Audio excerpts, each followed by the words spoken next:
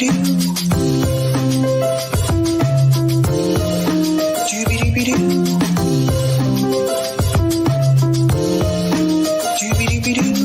your host, Sabrina Salvati.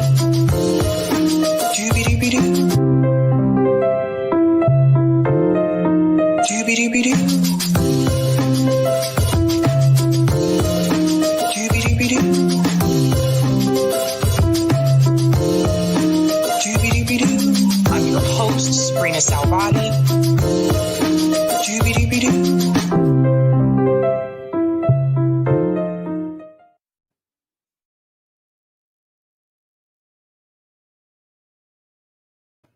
Hello. Happy Tuesday. What is going on, everyone? Shout out to everyone watching on Rockfin, Twitter, and YouTube.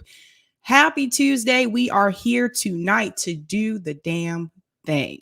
Hope everyone is having a great pre-holiday season. I am still behind. I still haven't started shopping. And something really weird happened when I got home. I realized I have somehow lost a shoe. I don't know where it is. I've looked all over this house and I can't find it. So it's like bugging me because I'm like, how did I lose a whole shoe? I don't have a lot of stuff like in my house. I don't like clutter. I don't even have curtains in this room.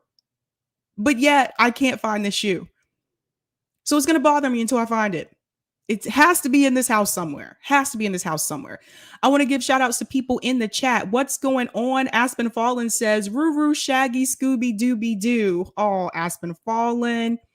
Greetings, Notori. Always great to see you. What is going on, Joe OWS? During Occupy Wall Street, Chris Hedges and Dr. Cornel West and the great professor, Dr. Richard Wolff, gave us all the education of a lifetime. For that, I am eternally grateful. Yes, they're awesome. All three of them. What's going on? Cryptician says, okay, time to get my Sabs fixed today. Got my needle ready. Tapped my arm. Got my vein popping up nice and ready for my Sabs injection. Hell yeah, baby. Oh boy. Shout out to Cryptician. What's going on, Miguel?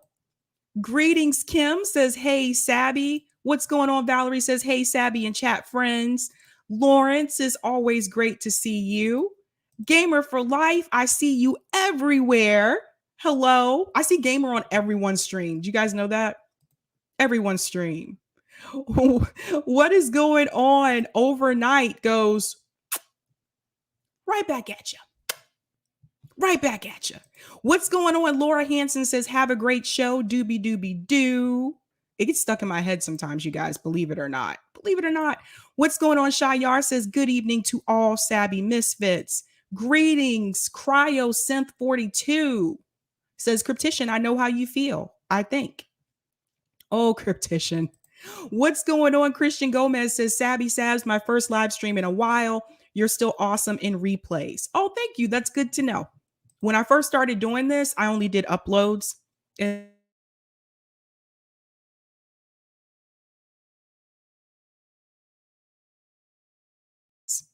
just pretty cool. All right. What is going on? Nathaniel Long. Greetings. Shout out to Hannah says, Doobie. Greetings, Carlos Pena. Greetings, Doobie Doo.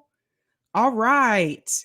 Oh, yes, Cryptician. I will be doing that. Oh, that's not tonight. I'm supposed to do that after tonight.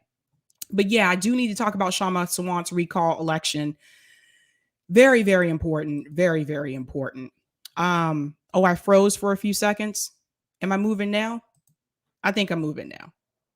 Yeah, I'm moving now. Okay. Yeah, I don't know what happened there. Yasmin says, hey, y'all. Yasmin, I take it you are down south. Shout out to Eric, who is a Sabby member. He's saying, what's up to Gamer?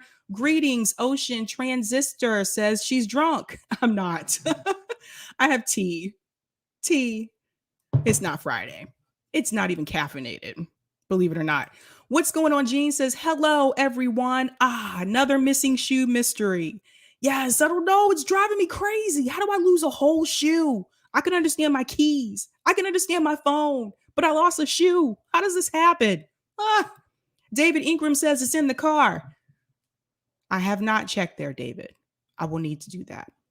How I made it to the car with one shoe and not the other, I don't know, but it's me. So who knows? Who knows? What is going on? Humanitarian genocide says case tracker saying Ghislaine Maxwell case could end this week. Oh boy. I am going to talk about that tonight. All right. Shout out everyone. Yes. Welcome to Sabby's podcast. I'm your host, Sabrina Salvati. If you are new, I want to let you know that Sabby's podcast is a part of Revolutionary Blackout Network. You can catch me there on Thursdays for the Roundtable and Fridays for the Sabby Show. You can catch me here Monday, Tuesday, Wednesday, and Friday. All right, cool. So, what are we talking about tonight, ladies and gentlemen? Let me go ahead and share my screen. Doobie doobie doo. All right. Interesting topics tonight.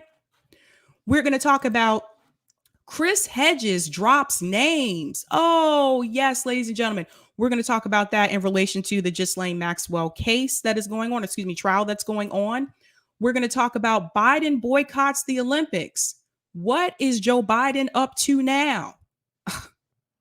And we're going to talk about the Jussie Smollett trial. And if you'll notice in that thumbnail, you see he is with Don Lemon. What does Don Lemon have to do with this trial and why is it problematic? So we are going to get into all of that tonight.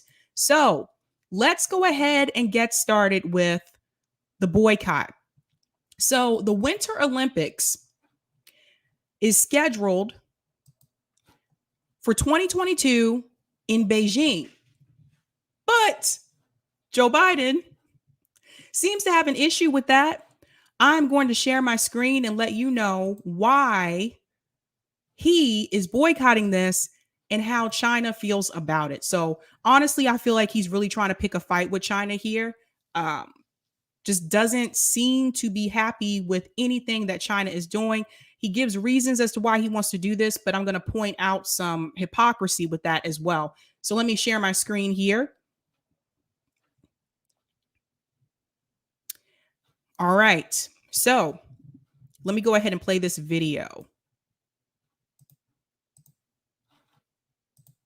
Turn up my volume, Pause. Countermeasures. What's the response that we're getting from China overall to this? Yeah, it's spokesman for the Foreign Ministry's office saying there would be resolute countermeasures attacking the U.S. action that they knew was coming, calling it sensationalist and politically manipulative. I think the real question now is what those measures may look like at this point in time. But U.S. officials making very clear they're not backing down. And according to White House press secretary, it was just clearly the right action in their view. Take a listen. U.S. diplomatic or official representation would treat these games as business as usual in the face of the PRC's egregious human rights abuses and atrocities in Xinjiang. And we simply can't do that. As the president has told President Xi, standing up for human rights is in the DNA of Americans. We have a fundamental commitment to promoting human rights, and we feel strongly in our position, and we will continue to take actions to advance human rights in China and beyond. Now, you guys laid out an important distinction. This is just diplomats. This is not athletes. This is not 1980. The real question now going forward is, will any other U.S. allies join them in this effort? There have been a lot of discussions behind the scenes about something like that. So far, it's just the U.S., but the U.S. making very clear they're not backing off this move that they finally announced publicly today, guys.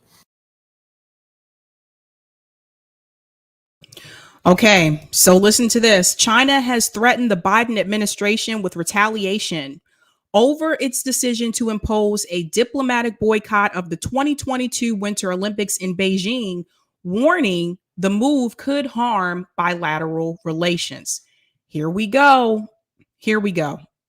The Biden administration said Monday it would not send an official United States delegation to the Beijing Winter Games as a statement against China's ongoing genocide and crimes against humanity in Xinjiang. I hope I pronounced that correctly.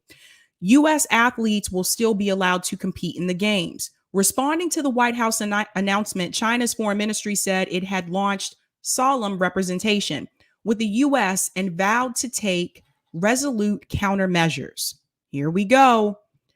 Out of ideological basis, based on lies and rumors, The US is trying to disrupt the Beijing Winter Olympics. This will only expose its sinister intention and further erode its moral authority and credibility. Now, that is from Zhao Lijing. And he said this at a news conference on Tuesday. The wrong move of the US has undermined the foundation and atmosphere for China-US sports exchanges and Olympic cooperation. It has shot itself in the foot.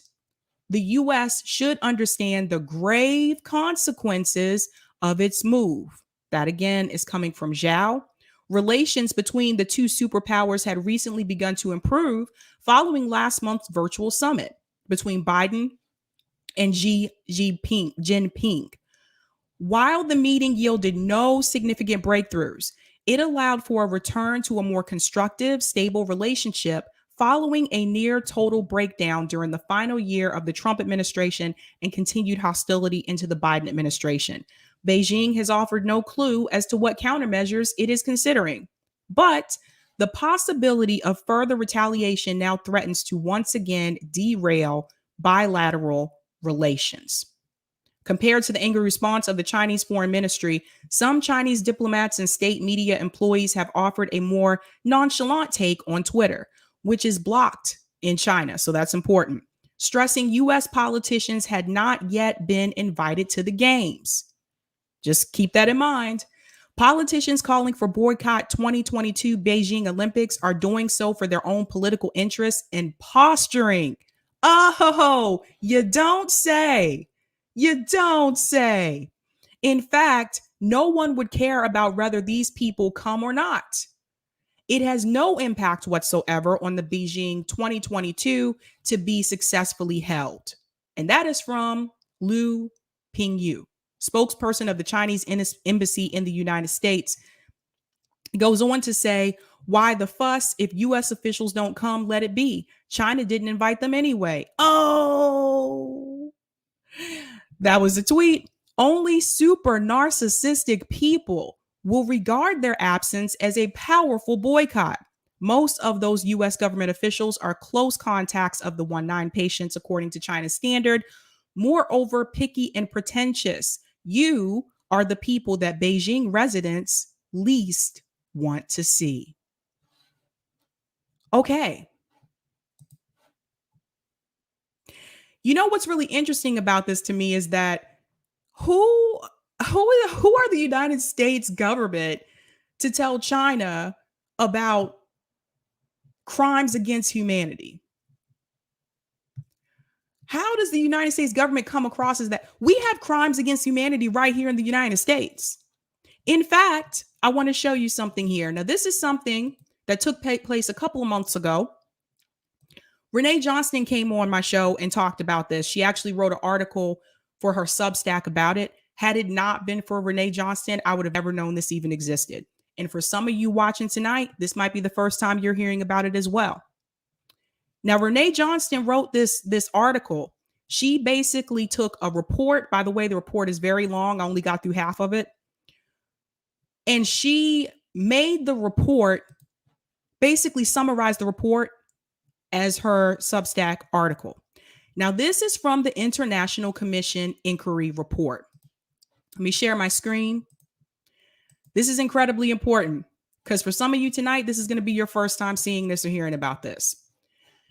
So it turns out after the George Floyd incident, a group of people around the world, not just in the United States, came together, formed a committee, and they decided to create a report about crimes against humanity right here in the United States. Listen to this. Police killings of Black Americans amount to crimes against humanity. International inquiry finds. Here we go. The systemic killing and maiming of unarmed African Americans by police amount to crimes against humanity and should be investigated and prosecuted under international Revolutionary Blackout Network. When you hear us talk about the International Coalition, Nick hosts that panel every Tuesday night at 9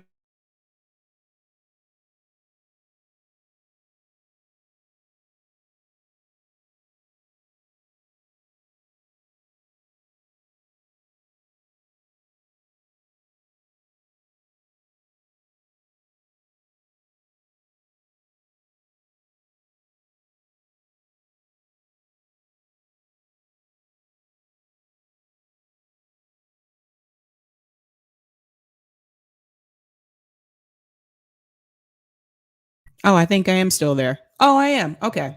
We don't want to just can you see me, Eric? Am I moving now? Okay, I'm back. All right. Not sure what happened there. I'm plugged into the router, but man, I got to get another router. Anyway, we don't want to bond just with people in the United States. We want an international coalition. That is the goal. So the fact that people across the world came together and created this report, I find this to be very significant. I think at that time, I was the only one who covered this. Renee reached out to multiple platforms to come on and talk about this report. At that time, she told me I was the only one who would bring her on. Now, what's important about this report? Going back into the police brutality part, this is what they say here. In a devastating report running to 188 pages, I told you it was long, human rights experts from 11 countries hold the United States accountable for what they say is a long history of violations of international law that rise in some cases to the level of crimes against humanity. I'm just going to go down here. Among its findings, the commission accuses the U.S. of violating its international human rights obligations, both in terms of law governing policing and in the practices of law enforcement officers, including traffic stops targeting Black people and race-based stop and frisk. 2, tolerating an alarming national pattern of disproportionate use of deadly force, not only by firearms, but also by tasers against Black people. 3, operating a culture of impunity in which police officers are rarely held accountable, why their homicidal actions are dismissed as those of just a few bad apples. Now, that report is called the International Commission Inquiry Report. That video is on my channel. It's from a couple months ago. You got to go way back to find it. But it is really interesting that the United States government is going to tell another country that they're committing crimes against humanity. But people across the world apparently think we have crimes against humanity right here in the United States against the American people. Did you know that after that report was written, there was a letter to go along with that report, all of which was sent to President Biden? They were asking him to respond. FYI, Joe Biden never responded to them. So that happened over the summer. A lot of people don't know about it. It was a year after George Floyd. It was before the Derek Chauvin trial. So I'm imagining it took a while for people to come up with that information. But it is very clear to me that if Joe Biden really cared about crimes against humanity, why didn't he respond to that report? Why didn't he respond to that letter? Because he doesn't really care about crimes against humanity. He is going after China right now because he sees China as a threat. Why does he see China as a threat? Because China has now passed the United States when it comes to being the wealthiest country in the world. Remember, when Bernie was running, he said that often, right? This is the wealthiest country in the world, and we can't guarantee healthcare to everybody. Bernie said that at almost every rally and on the debate stage. We are no longer the wealthiest country. China is. I think I did a show about that a couple weeks back, that they had just passed us. That is why he's going after China. It's the same excuses that they try to give when they say why we are invading other countries or we're intervening in other countries' conflicts. They always say we got to protect the women and the children. It's really not about the women and the children. It's not about protecting the people in those countries. They intervene in those countries because those countries oftentimes have resources that the United States wants. Someone brought up something recently and they said that we need to stop calling these countries poor countries. I think it was Josana that brought that up. And I started thinking about that and I realized that's something that we do often in this country. We'll refer to countries in Africa as, oh, they're poor countries. Donald Trump called them shithole countries. But oftentimes what is not mentioned even on mainstream media, is that those countries that we consider to be poor countries are rich in resources. That is why we were in Afghanistan. And this is something that I learned from my dad, because my dad was, he was military. He's retired military. My dad has fought in combat. So he knew what was really going on. Most of the time, it's about resources. And we take those resources from those countries, and then the people in those countries, they suffer. It would be the same as if someone came to the United States and they took our resources. Imagine that. Imagine if a country came here and took all of our, we would suffer, we would struggle, right? And if there's nothing left here for us, what would we do? We would try to move, right? We would try to go somewhere else. Maybe we would try to go to Canada. Can't go to Mexico. Let's be real. They're coming here. We would try to go to Canada, and they would probably tell us to turn right back around. They don't want us. So when you see people immigrating here in despair, risking their lives, that is why they are coming here. And Joe Biden knows that. And the Obama administration knew that. And yet you'll hear these talking heads on CNN and MSNBC make you believe that we're doing the right thing by intervening. They'll make you believe that we're there to protect the women and the children. They won't say anything about the resources. And you have to ask yourself why that is. I'm going to go to some of the comments in the chat. Cheese Sandwich said, I want to go to Canada, please. Oh, Cheese Sandwich. Montreal is fun, for real. Just gets a little too cold for me. Valerie says, I'm going to cross the Canadian border and beg for asylum from this U.S. hellscape. Joy said, Hollywood propaganda has done its rah, rah, rah USA around the world, but the mask is off. I don't think most countries see us leading in human rights. I cringe when we get on our high horse. And this is something that I remember too after September 11th. There was this cry for patriotism. Yay, America, we're fighting back. America wins. We always gonna win. Yay. We got to be proud to be an American. And there's nothing wrong with being proud to be an American. But that was the propaganda that I fell for. Even back then, I fell for that propaganda that we were doing the right thing, that we were supposed to be number one. They've been teaching me that since I was in elementary school. America's the best. America's the greatest. We're the home of the brave, land of the free. Though I would argue people are really free here. So for me, it's just interesting that you'll have mainstream media push that same narrative, that same propaganda to get us to think that we are doing the right thing by intervening with these countries, that we're supposed to be number one, that no one is supposed to pass us. Why do you think you hear them say all of this fear-mongering language around China right now? They want us to feel like it is wrong for another country to pass us. Let me explain something to you. China is way ahead of the United States. They have their own Google. They have their own Amazon. For the most part, they don't really need us. We need them. So essentially, it seems like to me, Joe Biden is trying to start a conflict with China.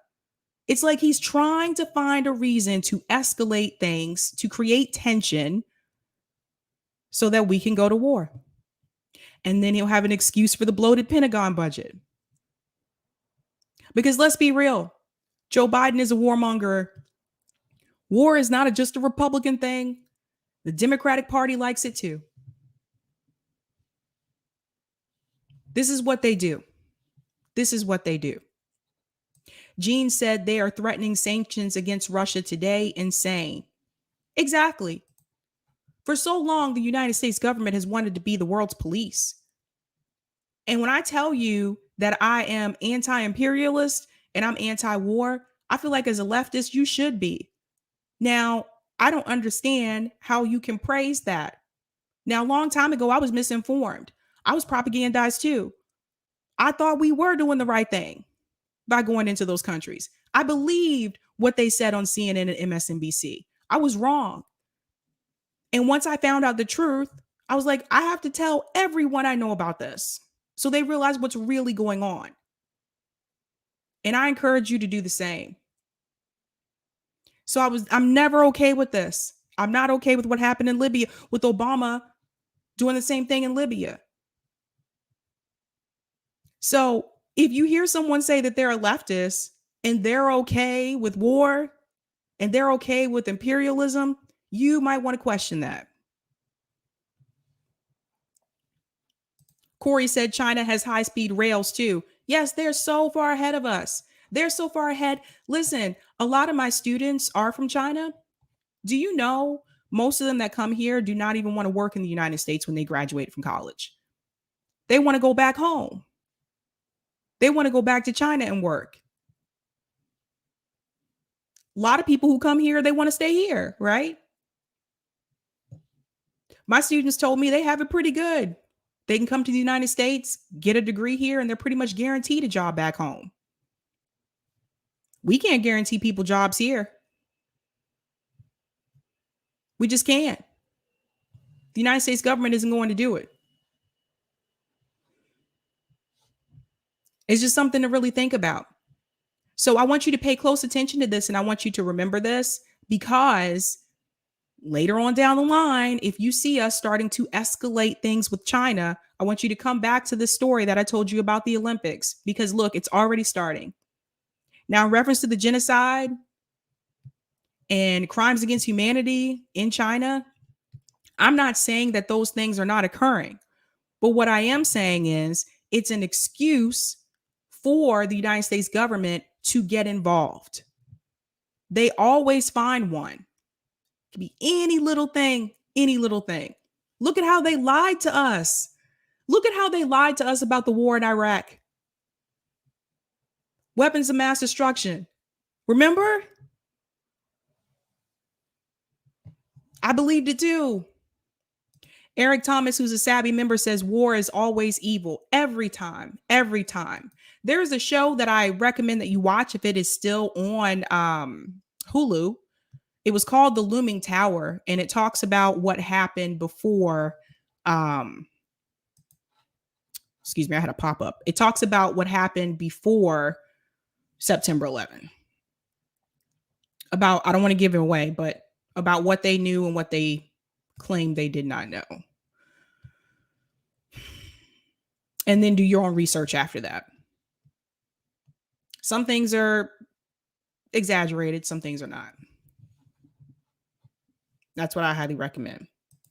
Valerie says, Aaron Mate says there's no genocide. Oh, speaking of Aaron Mate, he will be on the week of December 20th. He'll be here. I got some pretty cool guests coming up, you guys. Pretty cool surprises. So, I don't know.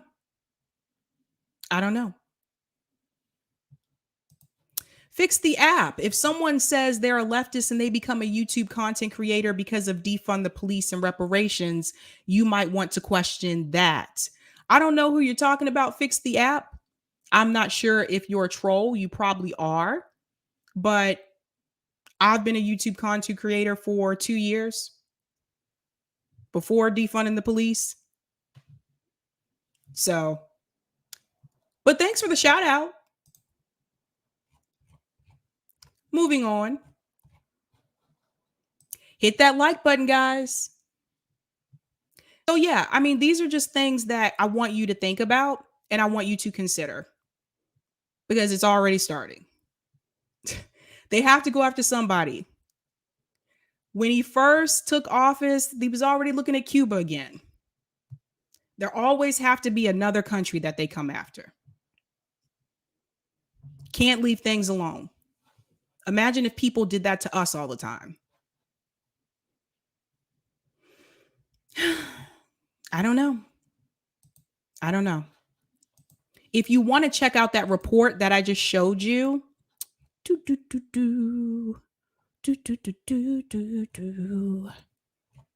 I don't know if Renee still kept it up. Here's the actual report. I think it's like a PDF. I'll put the link in the chat because it's oh, you found it. Oh, Eric found it, you guys. So he put the link in the chat because it is 188 pages. So that's why I told you I only got through like maybe half of it. It is a lot of information, but it's definitely worth a read if you have the time. Definitely worth the read. Oh, Notary said Sabby is a class act. Oh, thank you. Thank you so much. So much. Thanks so much, Eric. Yeah, definitely check it out, you guys. Because I'm telling you, like, if it wasn't for Renee, I would have never known about that. Never known about that. All right. So I'm going to go into our second story. Now, this one is about Chris Hedges. I'm going to start with the Ghislaine Maxwell trial. Tonight, I want to give you an update about that first. Now, this came out early this morning. So I'm going to play the video for that. And then I'm going to take you to the video of Chris Hedges because Chris Hedges is dropping names. And hold on to your seats for this one because some of the people that he mentions may surprise you. Some of them will not. Hold on one second. Let me get rid of the troll. Like, honestly, you have nothing better to do with your life. Wow. All right, here we go. Let's share my screen. And here we go. Now, this is as of this morning. Tonight, disturbing new details in the trial of Ghislaine Maxwell, now entering its second week. Another alleged victim taking the stand, going by the pseudonym Kate.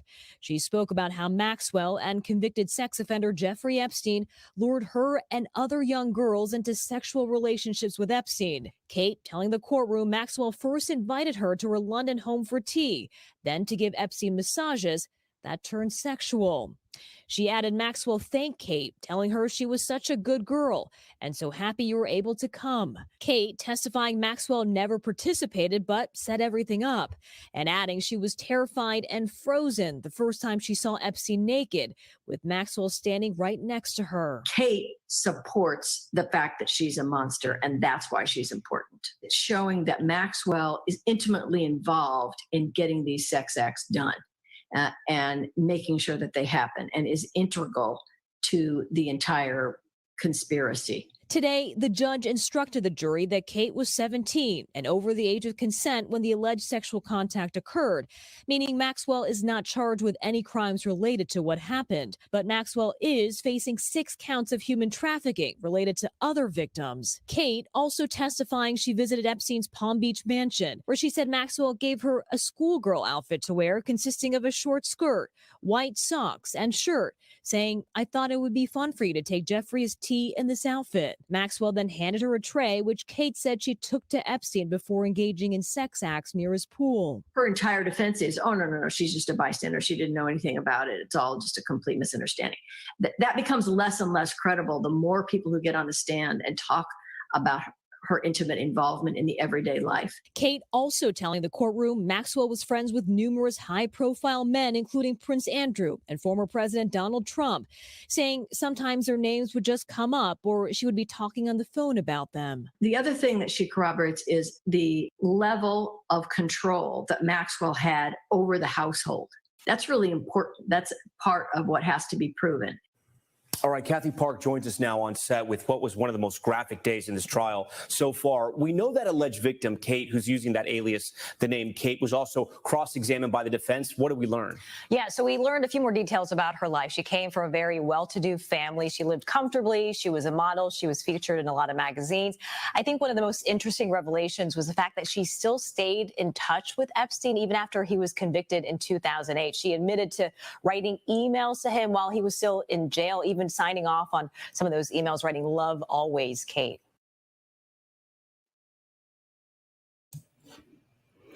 So that's an update on the Ghislaine Maxwell trial from this morning. I want to comment on that for a second, because when this first came out, one of the things that really struck me the wrong way was the fact that is one thing you had Jeffrey, Epstein, who was luring these girls, they're underage girls. But it was another thing that you had a female who was complicit, a female who was helping him get these girls. And the first thing I thought to myself is, like, as a woman, how can you do that? How can you be okay with that? Would you want someone to do that to you? Like, I don't understand. I just don't understand as a female how you could be okay with doing that. So again, this is a group of socialites. Ghislaine Maxwell was a socialite as well, and very wealthy people, wealthy groups, obviously doing some things that they were not supposed to do. This went on apparently for years. For years. I remember when this story first came out, and Raphael, the president of MIT, had to issue a statement because Jeffrey Epstein donated money to MIT, apparently as an anonymous donor, but it came out that it was him. So it was like he had to come and apologize to everybody for that. And there were other people, other companies and businesses too. So it's like, you don't really know these people. You don't really know. This is why I tell you guys, just because someone donates money to a cause, that doesn't mean they're a good person. Jeffrey Epstein apparently donated a lot of money. So the fact that this was able to go on for as long as it did, and he wasn't even arrested. Like, this was not the first time when this came out. Apparently, this was not the first time that Jeffrey Epstein had been reported. But this goes back to what I've told you before. People that have money and people that have power and people that have the right connections, they can avoid punishment for a long time. And he avoided punishment for a long time. Then when they finally caught him and arrested him, he committed suicide. Okay. And one of the things I thought to myself is that wealthy people in those circles, obviously it wasn't just those two hanging out with each other. They had friends. Friends that they probably spent the night with, had vacations with, had over to their house. And I wondered who those friends were. And now back then, Donald Trump's name was mentioned as one of them. Bill Clinton's name was mentioned as one of them. By the way, neither one of these would surprise me. I've said this before. Just because someone was president, just because they seem like a nice person, that doesn't mean they're not doing bad things. But Chris Hedges has more names. So I want to show you this video. Now, there was a rally against Ghislaine Maxwell and Jeffrey Epstein. This was just a couple days ago in New York City. And Chris Hedges gave a speech in which he named names. And hold on to your seat. I'm going to share my screen because I want you to hear the names that he mentions. Here we go, people. Obstacles that society has placed before them in their pursuit of justice. The trial of Ghislaine Maxwell will not hold to account the powerful and wealthy men who are complicit in these assaults. Donald Trump, Bill Clinton, Bill Gates, hedge fund billionaire Glenn Dubin, former New Mexico Governor Bill Richardson, former Secretary of the Treasury, and former President of Harvard, Larry Summers, Steven Pinker, Prince Andrew, Alan Dershowitz, Lex Les Wexner, the billionaire CEO of Victoria's Secret and Limited Stores, J.P. Morgan banker Jess Staley, former Israeli Prime Minister Ehud Barak, real estate mogul Mort Zuckerman, former Maine Senator George Mitchell, Harvey Weinstein, and many others.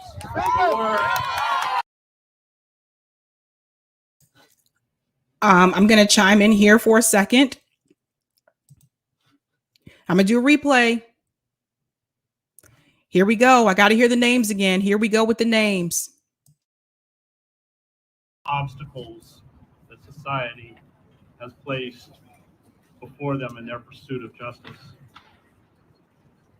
The trial of Ghislaine Maxwell will not hold to account the powerful and wealthy men who are complicit in these assaults. Donald Trump, Bill Clinton, Bill Gates. Bill Gates, Donald Trump, Bill Clinton, Bill Gates, hedge fund billionaire Glenn Dublin, former New Mexico governor. You guys heard Bill Gates, the same Bill Gates that's buying up all this land recently? The same Bill Gates that people like to brag about and say, Bill Gates donates all this money to charity. That Bill Gates, going back in. Hedge fund billionaire Glenn Dubin, former New Mexico Governor Bill Richardson, former Secretary of the Treasury, and former President of Harvard, Larry Summers. Former President of Harvard University, Larry Summers. Well. List goes on. The same Larry Summers, by the way, who didn't want to give Cornel West tenure. List goes on. Steven Pinker, Prince Andrew, Alan Dershowitz, Les Wexner, the billionaire CEO of Victoria's Secret and Limited. The CEO of Victoria's Secret.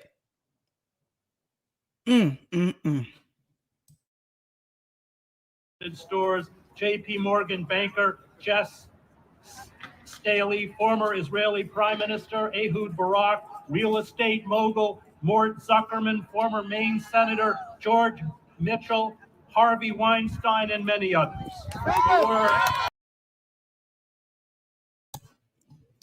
Ladies and gentlemen, in that list of names, you have bankers, you have real estate moguls, you have Hollywood producer Harvey Weinstein, you have Bill Gates, you have the former president of Harvard University, Larry Summers.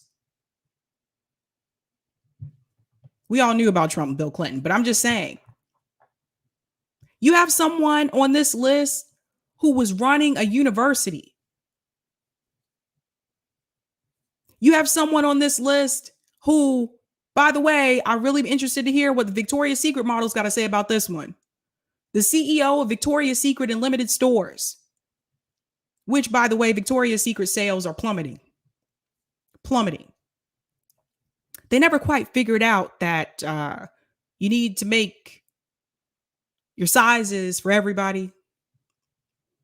Plummeting. What can I say? These are some of the most powerful people in the United States. Bankers, real estate moguls, leaders of education, former presidents.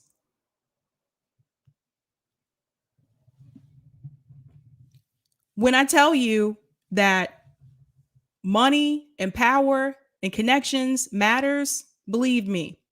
Now, Prince Andrew had his charges dismissed. Talked about that a while back. He avoided being served for months. They were like, we're trying to serve Prince Andrew, but we can't find him. What do you mean you can't find him? Are you kidding me? You know where he lives. We've been trying to serve him, but we can't. We finally were able to serve him. And the courts threw it out. Because money and power. No way Prince Andrew should still be able to walk around free knowing what he has done. All of these people hang together.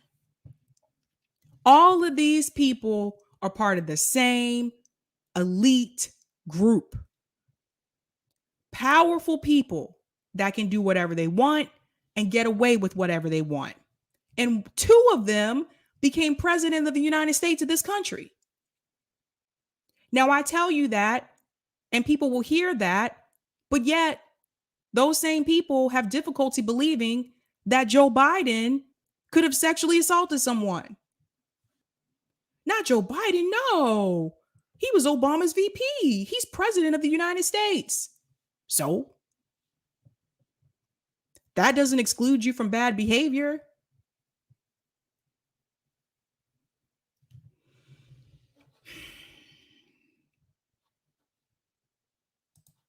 Casey said, turns out Victoria's Secret was you have to be an actual child to wear this shit. Oh my gosh. Oh my God. Creative Experiment said Biden owns an island next to Epstein.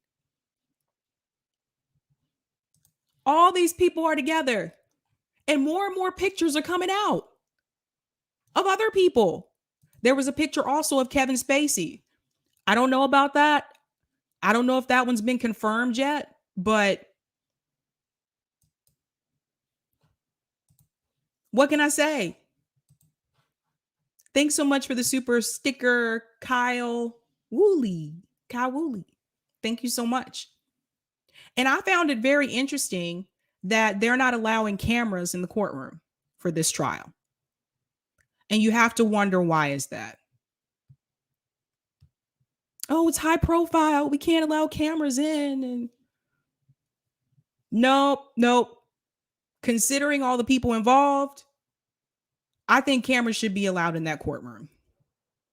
And now what's going to be interesting is I'm wondering if Ghislaine Maxwell is going to reveal names herself in order to get some type of plea bargain, some type of deal. Because I'm going to tell you right now, if she's willing to go down for all of those men who are just as much involved as she was and take the fall herself and not bring them down with her, she's crazy. Because I can bet you if it was the other way around, would they take the fall for her? See what happens? All these people have so much money, they don't even know what to do with it. They're bored.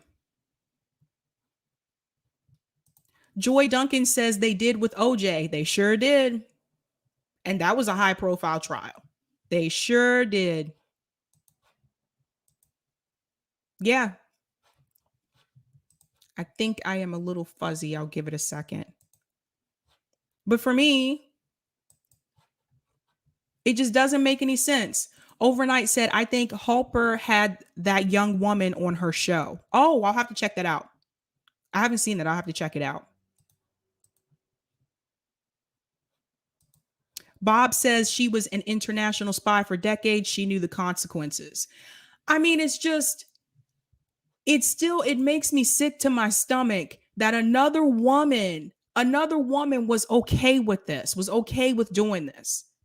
Do you realize the type of trauma that those girls will probably have for the rest of their lives?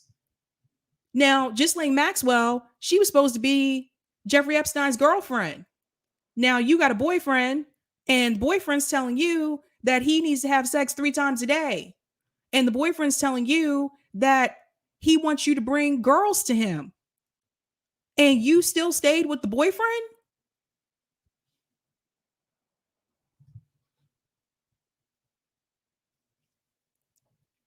I don't understand. You know, I've seen Hillary Clinton is back in the spotlight, back in the news. She has a lot to say, calling Americans uneducated, saying we're not smart enough to understand what Build Back Better means. But she is silent about Bill Clinton's name being brought up with this trial. His name was brought up over a year ago. Silence. How do these women protect these men? How do you go to sleep at night knowing that they're complicit in this? I wouldn't be surprised if Hillary knows. I wouldn't be surprised if she's known all along. How could you stay with that? All for money?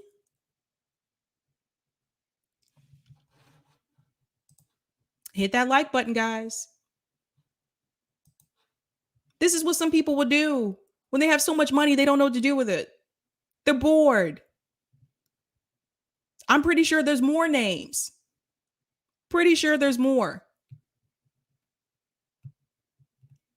It's absolutely terrible and disgusting. I just don't understand how Ghislaine Maxwell how could you live with yourself knowing what you're doing, knowing what he's doing, but knowing that you're involved? Why in the hell was that okay with her?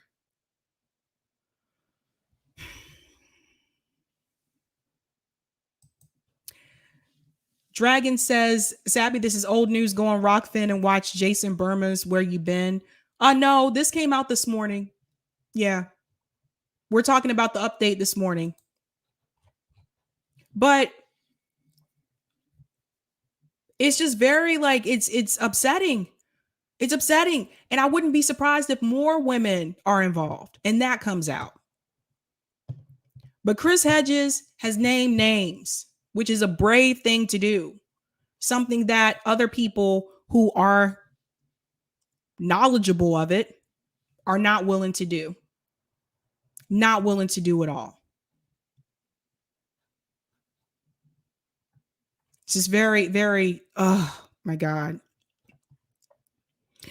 Alice Hamers, who's a Sabby member, says you cannot count on anyone by identity. Identity politics are real and important, but identity is no proof of innocence. And yet people will say this all the time.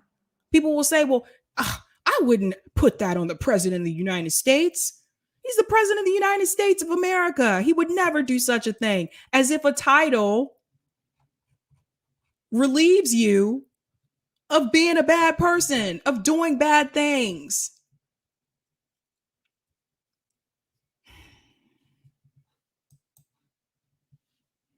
Greg says, sorry, she missed your deadline, dude. Oh boy. Oh boy. All these people at the top. You know what was interesting to me? Like during, I'm losing my voice. Like during Bernie's campaign, something I noticed, like when he would call out the people at the top, I noticed he would always mention Amazon. Of course, we all know that's a big problem. He would always mention like Amazon, Walmart. But there are people who have more wealth than them. And I noticed those people were never mentioned. Anybody ever notice that?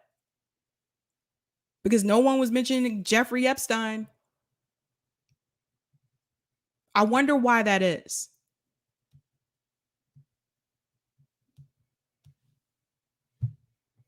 I don't know. My cup of tea is right here, Jean. It's a peach. Perfect peach.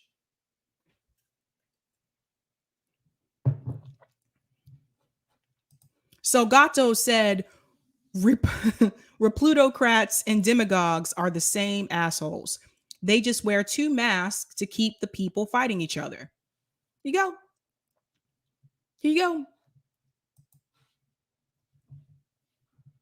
Because what are Democrats going to do if it comes out, if there is proof comes out that Bill Clinton was involved, was complicit? Because you know what they would do if it was a Republican. Oh, they would eat that up. They would eat it up.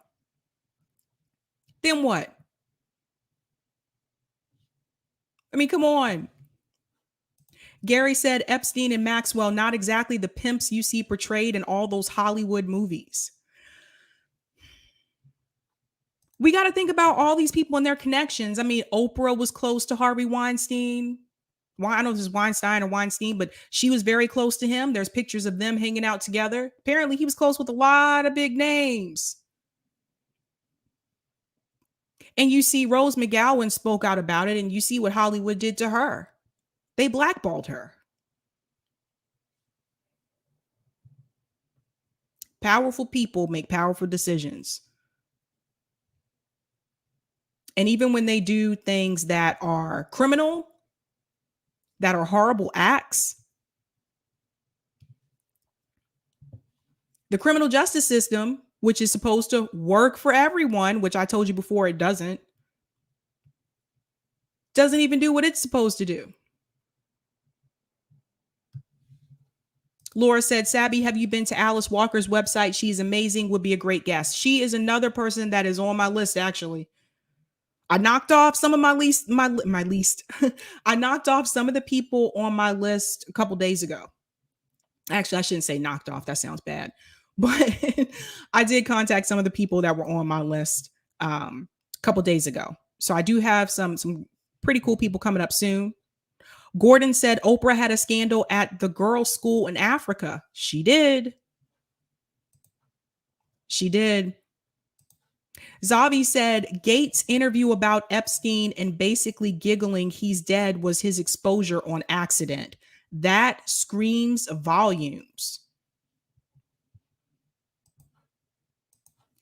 All of these people are in the same club, and I'm glad I am not in it. I do not want to be a part of it. Do not want to be a part of it. I'm good. I am good. Miguel said Courtney Love's advice from 2005 was on point. If you're ever invited to a party with Harvey Weinstein, don't go. I didn't know she said that back then.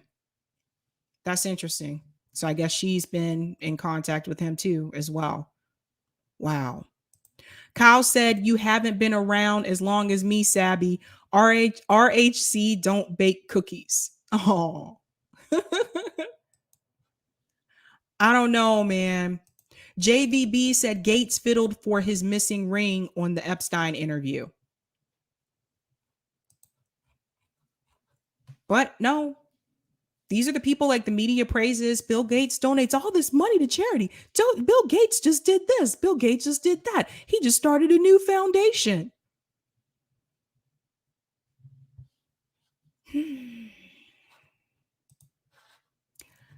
Speaking of trials, I'm moving on to the second trial here. This is my final story for the night. Jussie, what do you think this will do for your character?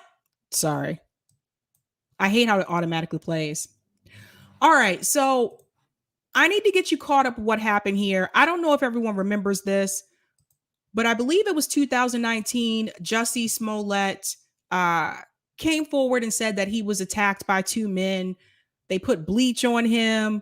He was punched in the face. I think some of you guys remember this story. Jussie Smollett is an actor. He was on the show Empire. I actually watched that show. I like that show.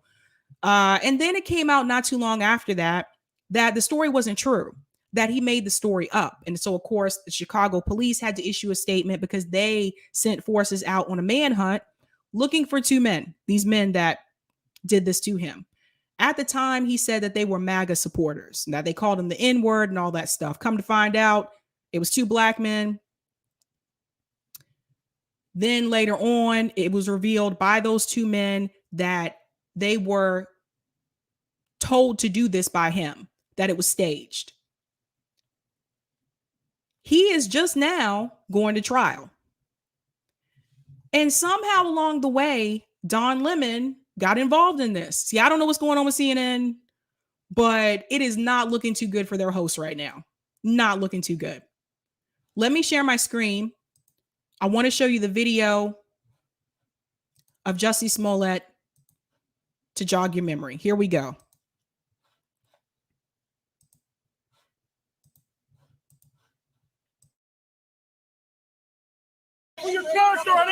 On February 11, 2020, the twisting saga of Jussie Smollett's alleged attack and subsequent arrest took another shocking turn when a grand jury returned a 6-count indictment against the actor for making false reports that he was a victim of a hate crime. It's been hard to follow all the twists and turns of the case, so let's start at the beginning. On January 29, 2019, Smollett brought himself to a Chicago hospital and told authorities he was attacked by two men who were, quote, yelling out racial and homophobic slurs. He said one attacker put a rope around his neck and poured a chemical substance on him. Okay. On June 24th, 2019. Sorry, I just want to chime in here. I always thought the story was a little suspect because in Chicago during that time, wasn't it like freezing cold? So who is just standing outside on the street at 3 o'clock in the morning with bleach in their hand? I'm just saying, just questions. That's all. Just questions. 19. Chicago police released this body cam footage of Smollett with a white rope tied in a noose around his neck. Do you want to take it off or anything?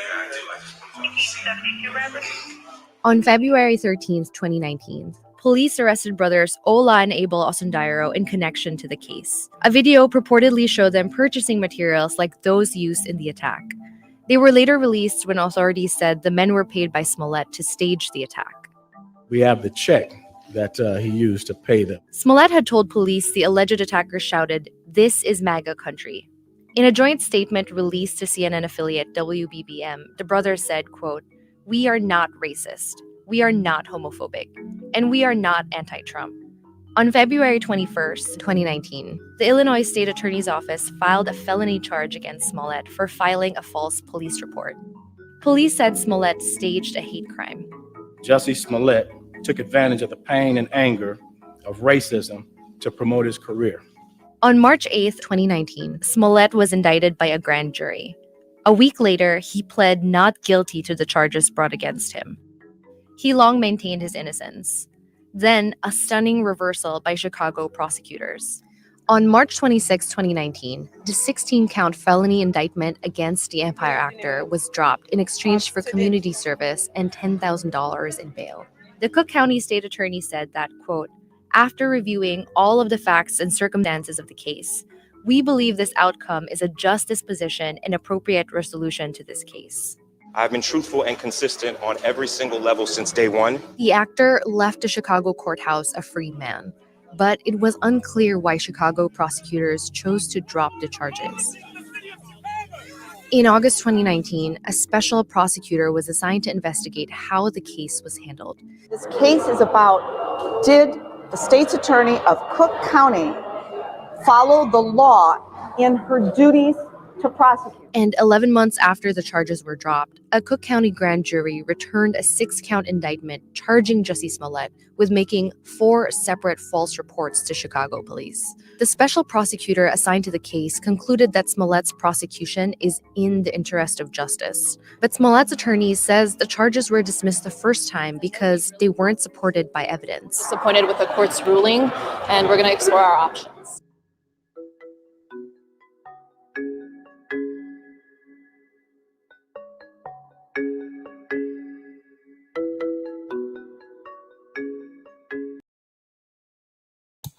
So that's a rundown of what happened.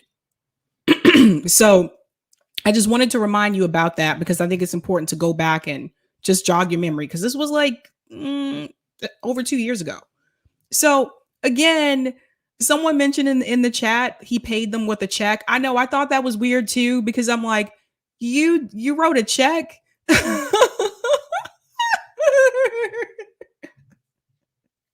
It's like something that can always come back and haunt you. Something that they can always have proof of. You wrote a check. None of this story made no sense to me. I watched the interview that he had with my husband. I watched it later on that evening. This was right after the incident happened. And after that interview, I told my husband, I was like, something about this story just seems off.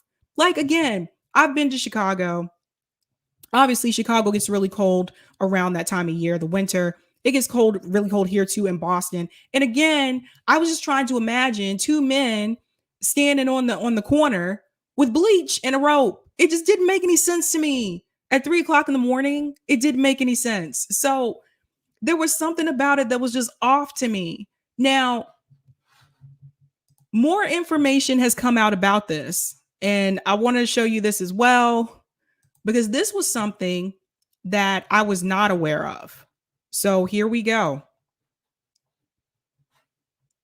Let me share my screen. Don Lemon is involved in this as well. God, Don Lemon already is facing like sexual assault allegations. So just put this on top of the ice cream if you want to. This is the cherry on top. So here we go. CNN host Don Lemon is getting blasted for covering his pal Jussie Smollett's trial on his late night show without mentioning his own central role in tipping off the Empire Star that he was being investigated by police. So here we have Don Lemon, who he tipped him off. He tipped him off. Now, Don Lemon's supposed to be a journalist. That's not journalistic integrity. But they tell you don't listen to independent media. They tell you don't watch us. They tell you that we're not good. Don't listen to us. They say we're fake news. They say we don't have journalistic integrity. But he's tipping people off. Give me a break. Give me a break. As he took the stand Monday, Smollett, who is 39, had told the court that he first knew the police doubted his race hate attack was real after getting a text message from Don Lemon saying that was key in his decision not to hand his phone records over to the cops. So this sounds criminal to me. You tipped him off. So he knew that they didn't believe him. So he didn't show his phone record. Like this guy is on CNN. People see him every night. And this is what he's doing behind the scenes. Not to go along also with the sexual assault allegations, which is also a problem. But the testimony quickly sparked comparisons between Lemon and his former CNN brother, Chris Cuomo, who over the weekend was fired for his own meddling in his brother, Governor Andrew Cuomo's sexual harassment scandal. Is this a thing at CNN? I don't know. Is this what they do? Is this what the commentators do? What is going on? But while Cuomo refused to report his brother's scandal, Lemon ended his Monday night show with a story on the latest news from the ex-Empire Star's trial with no mention of his own involvement. You see why I say you can't trust them? You see why I say you can't? This is one thing I will say that Trump was right about when he mentioned the fake news. Do you see? He did a whole segment, told you about this trial, and conveniently left out the fact that he was involved. Left out the fact that he tipped him off. No journalistic integrity. Lemon's straight face coverage without mentioning his own involvement sparked outrage online, with some calling him a crook and saying it was time for CNN to bid him goodbye.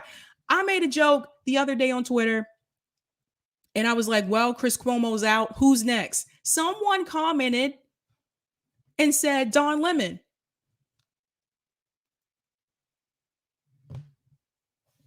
That was a couple days ago.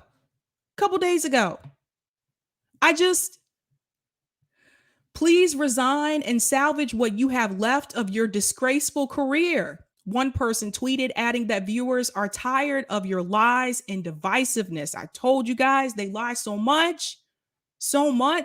Many others compared Lemon's scandal to that of his former colleague, Chris Cuomo.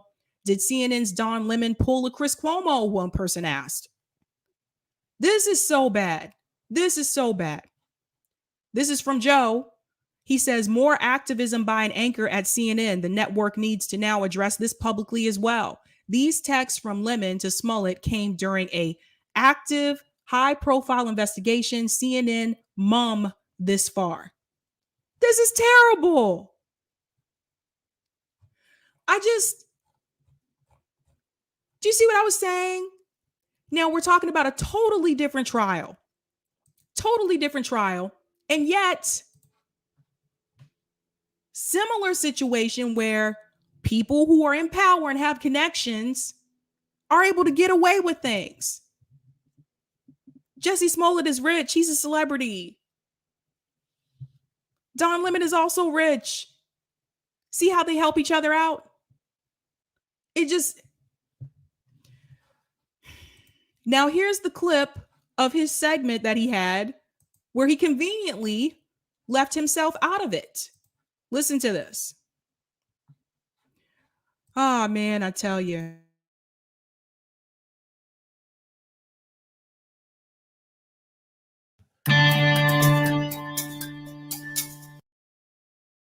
Jussie Smollett, the actor who is accused of lying to police about an alleged hate crime in 2019, testifying in his own defense today. At the time, Smollett told police that two men had attacked him in the street, yelling racist, anti-gay remarks, put a noose around his neck, and poured bleach on him.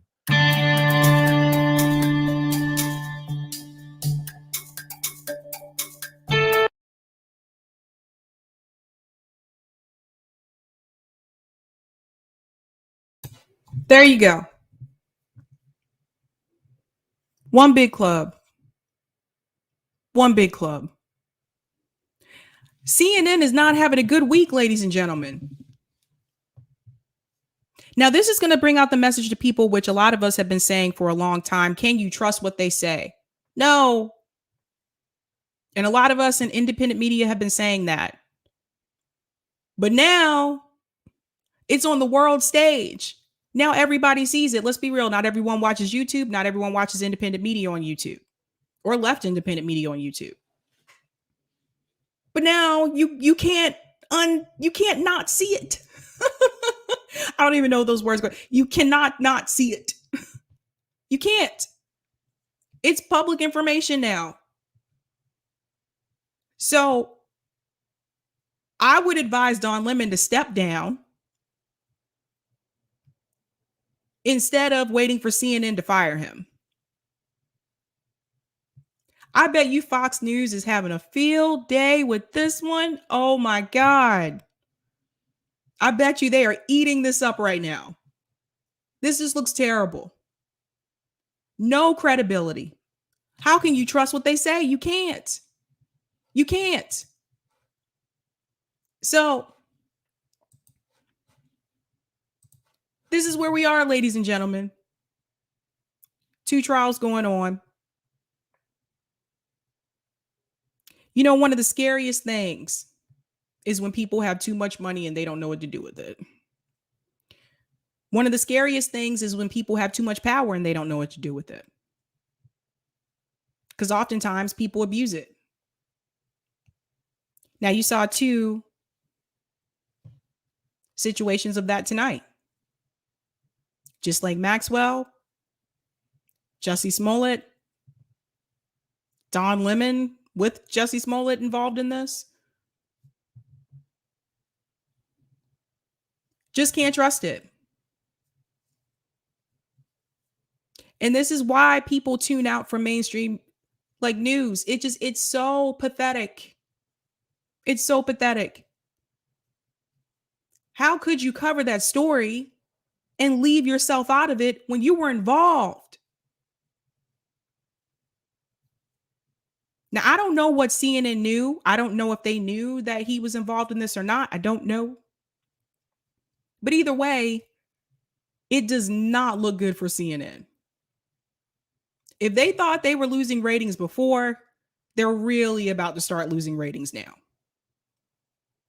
And Trump's not in office, so I don't know what's going to give them a boost. I don't know. I'm going to go to some of the comments in the chat. CryoSynth42 said CNN bros having a party in the back. This is crazy, right? I did not think I would have another story for you this week about another journalist. Well, I guess I should say commentator. Another commentator at CNN. I did not think I'd have another story for you this week. Saw that first thing this morning.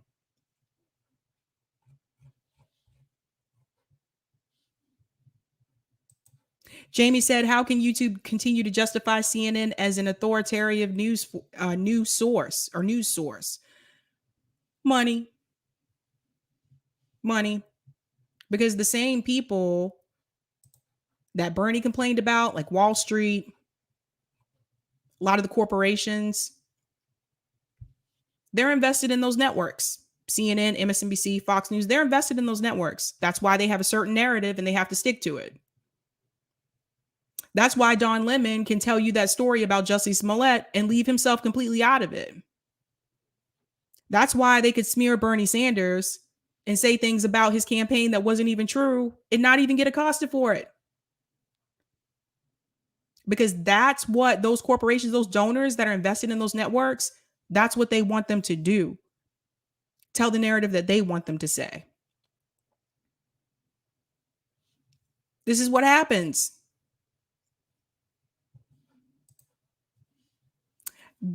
Gigantic anime fan. That one was a tough one, but I got there. Hey, Sabby, what do you think of Rockfin? Rockfin's cool. I'm on Rockfin. In fact, you just reminded me I need to read the comments on Rockfin. What's going on, Emperor Forever? Thanks so much for the super chat. This reminds me of what Greenwald was saying in his debate with Cornel West on identity politics. There's too many wankers who use this to push a narrative to enrich their own desires. It's just selfish. I agree. It's true. It's true. It's not real news. Guys, I went to school for broadcast journalism. This is what you see on CNN, MSNBC, Fox News. That is not the way we were taught to do news. We were not taught to have our opinion in it. Now, when I do YouTube, it's a little bit different. This is me, my own thing.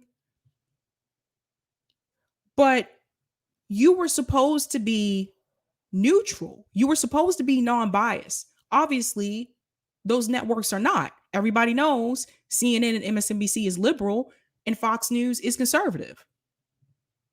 But that's not the way we were taught to do journalism. But what do I know? I'm going to get to some of these comments here on Rockfin. Doobie-doobie-doo. All right. Shout out to Roger Meadows for the tip on Rockfin. Sab, I missed the first 20 minutes of the show yesterday and didn't know that someone had asked how the Cuomo brothers' wives felt. Well, the governor divorced Kerry Kennedy in 2005. It was a big scandal because she was cheating on him. You know how those Kennedys get down when it comes to infidelity. So he hasn't been married since. And his girlfriend, Sandra Lee, left a year or two ago, which might explain his current problems. 1, Malcolm X called for the UN to do this back then. 2, hey, Joe, anything on Flint? By the way, Flint still has dirty water. Thanks for mentioning that, Roger Meadows. 3, what was the name of that report again? Eric, can you put that report in the chat one more time? 4, Joe wants to continue Trump-era policy of privatizing Medicare. Now more than ever, it's time to double down on ballot initiatives to pass it in the states. 5, yes, U.S. propaganda is used to being number 1. Sorry, but coming up listening to KRS, Public Enemy, X-Clan, I never believed that. Thanks so much for the tip, Roger. There was an animated series called The Batman. One episode, bats were running around the city trying to avoid vampires everywhere. He noticed that Robin tried to inject him with something. He was ducking and dodging, fighting them, and couldn't find anyone who wasn't a vampire. Then he stopped, took a pause, and let Robin inject him with the needle. Then everyone stopped being vampires. He was the vampire. We are Batman. Gotham is other countries. Interesting analogy there, Roger Meadows. There is only one thing absolute about power. It corrupts absolutely. Those who say that they can't believe a president would do that, they mean they can't believe the guy they voted for would do that. Powerful men and young girls, is not new. The opening line to Keith Sweat, right in a wrong way to love somebody was, you may be young, but you're ready. Oh my God. Ready to learn. Also, McGowan lost me with Elder. That was a cringe take. I didn't understand that one at all. Thanks so much for the tip, Gene. The $5 tip on Rockfin. Gene said, thank you, Sabby. So the things that we learn, right?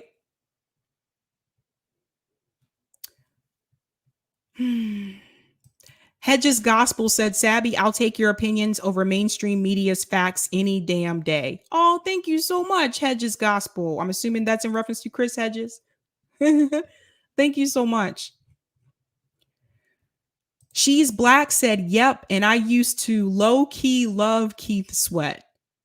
This makes me want to go back and like really listen to lyrics, you know, because people were telling me like, if you go back and you listen to some of the lyrics in R. Kelly songs, we would have caught on to this a long time ago. I don't know. Thanks so much for the tip, Roger Meadows. I am so glad Melissa Harris Perry and the late, great Ed Schultz, the guy who introduced me to Bernie and Nina, got out of there, got out of MSNBC before it went to duty. Yeah. It's just so bad now, you guys. Like, honestly, like, I watch this stuff because, like, for commentary, like for my show, I'll watch some stuff on CNN. I'll watch some things on MSNBC. And now man, the narrative. I'm like, oh my God, this is so fake. And I feel like I look back to like years ago when I used to think they were telling me the truth. And I kind of kick myself sometimes because I was thinking to myself that, like, why didn't I see it back then? Why didn't I pick up on it? You know, I think I was propagandized too. So we all have a way to go. We grow, we learn, and we continue to grow. And we should never stop learning.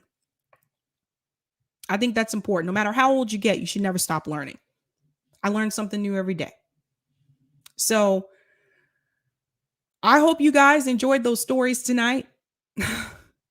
It has been an interesting time. I told you I have a couple of special guests coming up.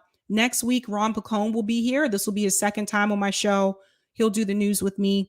And then the week after that, Aaron Mate will be on. That should be a pretty lit episode. And December 19th, I'm starting my women's panel. I told you guys a while back, I would like to see a women panel that had more women of color. And so I just decided to do it myself, which happens sometimes in my life. So I put together a panel of women. Some of them you may know, some of them you may not know. And our first panel episode will be December 19th. It's a Sunday at 7:00. We'll be doing this once a month. I think later on this week, I'm going to announce who they are. And that should be a pretty good time. I'm excited about that. I really am. Sabby Sabs is doing bigger things. Some of you were asking me about Roundtable, like when my site will launch. My site with Roundtable will launch December 22nd. So I'll be up and ready to go then. So I'm excited about that, getting that launch out there, and I'm just going to continue to grow. That's what I'm going to do. Yes, there are haters out there. You guys saw the troll that came through the chat. Some people have nothing else better to do. I don't really care. I don't have time for it. It's not going to stop me from talking. That's one thing you could never stop me from doing. My mom always told me that when I was growing up. Whatever you do, you can't stop her from talking. So I'm continuing to grow. I'm doing what I'm doing. Keeping it up. All right, guys, I'll be back tomorrow. Thursday, I'll be on Roundtable over at Revolutionary Blackout Network. And then I'll be back Friday for my fun Friday stream. So you know how we do this. Have a good night. Keep up the fight.